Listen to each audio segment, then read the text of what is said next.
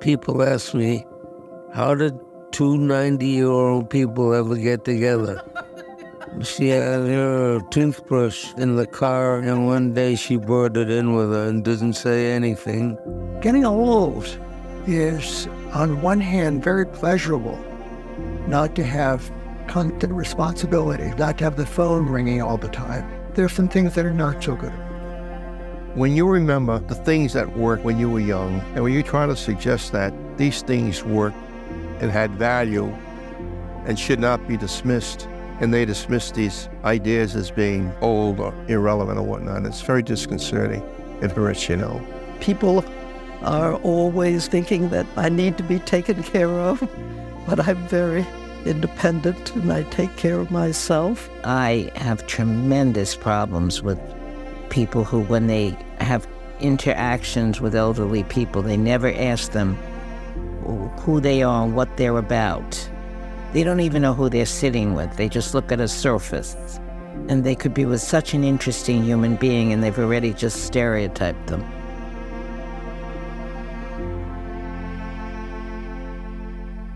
I've had a lot of advantages, and it wasn't because I was so special. It's just that's where I was born.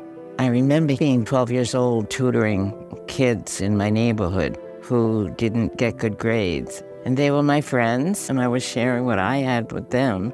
And then they, as my friends, were sharing things with me. So I think that was the beginning. I graduated from Vassar, and then we moved to Providence. 6 months after I got there, they were desegregating schools, and they were changing to continuous progress learning. And in doing so, the architects had to take the interior of the building and rework it. And I said, if it's going to take a couple of years to redo the school, why are we letting the children just stay where they are academically? We could actually change some of their grade levels.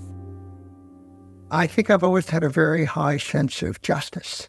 I got that from my parents. My father was a pastor of a little Methodist church, and I would see things that were unfair in the town and unfair in the church. And I would say, Pop, why did you tell him to go to hell? And he would say, no, can't do that.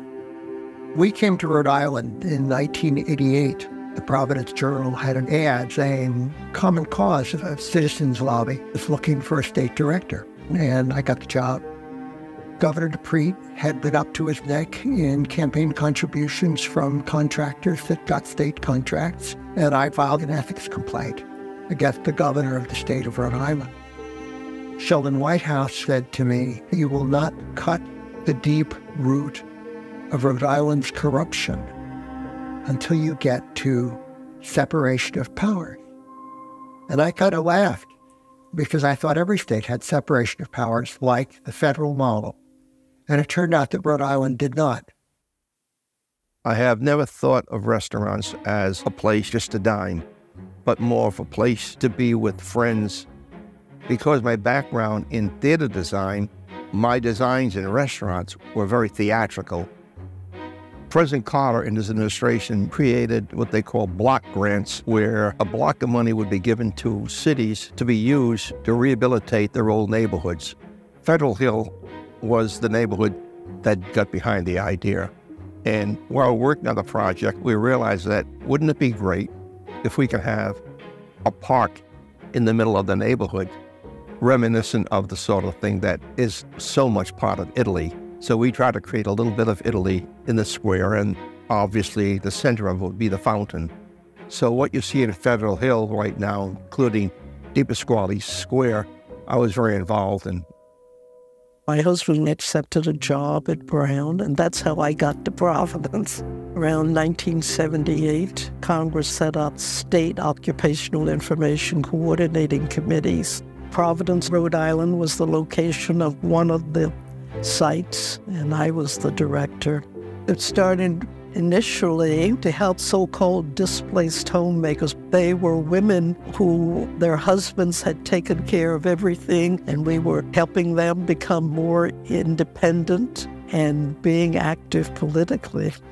Jimmy Carter appointed me to the National Advisory Commission on Adult Education. I think maybe that's the first time I read that in many a year. This is a photograph of the Freedom Papers of Joseph Trammell, my great-grandfather. I, Charles Estridge, do testify that Joseph Trammell is a free man. I always think about how people had to suffer. Because of them, I've had a better life. The more days I have, the better. And nights. Even though there are times when I get tired or complain, I know what I'm doing, and he knows what I'm doing. He knows I'm not leaving. You do know that, right? Yes.